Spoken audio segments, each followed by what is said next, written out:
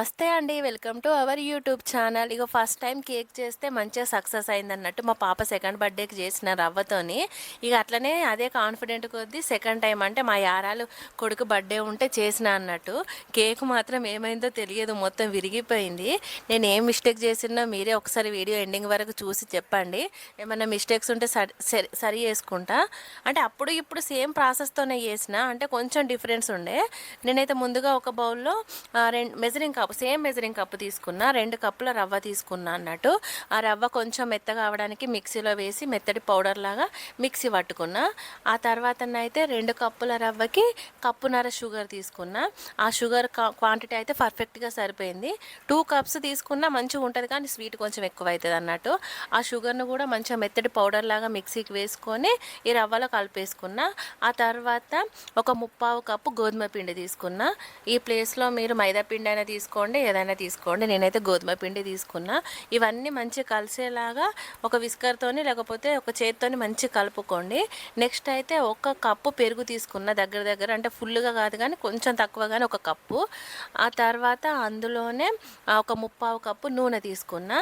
ఇక మామూలుగా ఫ్లేవర్ నూనె అంటే ఫ్రీడమ్ నూనె ఉంటుంది కదండి, అది తీసుకొని అంతా కలిసేలాగా మంచిగా కలుపుకోండి. ఇక నెక్స్ట్ అయితే ఒక కప్పు పాలు తీసుకున్నా. ఒక కప్పు కన్నా ఎక్కువగానే పట్టినాయి. ఫస్ట్ అయితే ఒక కప్పు తీసుకొని కొంచెం కొంచెం యాడ్ చేసుకుంటా వీడియోలో చూపిస్తున్నట్లుగా ఒకటే డైరెక్షన్లో కలుపుకోండి. ఒక్క డైరెక్షన్లోనే కలుపుకుంటేనే కేక్ మంచిగా వస్తుందంట. నేనైతే 2 డైరెక్షన్లో కలిపేసిన హడావిడిలా. అట్లనే కొద్ది కొద్దిగా పాలు పోసుకుంటా మంచిగా కలుపుకున్న తర్వాత టూటీ ఫ్రూటీ ఉంటాయి కదండి, అవి అయితే యాడ్ చేసుకున్నా కొంచెం టేస్ట్ కోసము. అవి వేసుకుంటే కొంచెం కలర్ఫుల్గా కనబడుతుందని మా ఇంట్లో ఉండే టూటీ ఫ్రూటీ అయితే. అంటే ఈ లోపల వేసుకున్నాయి మనకు జస్ట్ తినేటప్పుడే నోటికి తలుగుతాయి అన్నట్టు. మళ్ళీ పైన డెకరేషన్ పర్పస్ కూడా వేసుకుంటే మంచిగా ఉంటాయి. ఏమైనా డ్రై ఫ్రూట్స్ ఉంటే కూడా అవే యాడ్ చేసుకోవచ్చు. ఇక నెక్స్ట్ అయితే ఒక బౌల్ తీసుకున్న. ఫస్ట్ దానికి ఒక బటర్ పేపర్ తీసుకొని మొత్తం నెయ్యి అప్లై చేసిన, కింద అప్లై చేసి మళ్ళీ బటర్ పేపర్కి కూడా అప్లై చేసుకోవాలి. అట్లా కాకుండా మా నార్మల్గా బటర్ పేపర్ లేని వాళ్ళు జస్ట్ చిన్న టిప్స్ కూడా చెప్తాయి మధ్యలో. బటర్ పేపర్ లేకపోతే మామూలుగా మన పేపర్స్ ఉంటాయి కదండి మన బుక్స్లో, ఆ పేపర్ కూడా వేసుకోవచ్చు. దాంతో కూడా పర్ఫెక్ట్గా వస్తుంది. ఇక మన పేపర్ వేయకపోతే ఏంటిదంటే అంతా కేక్ దానికి బౌల్కి అంటకపోతుంది, కొంచెం తీసేటప్పుడు రాదు సరిగ్గా.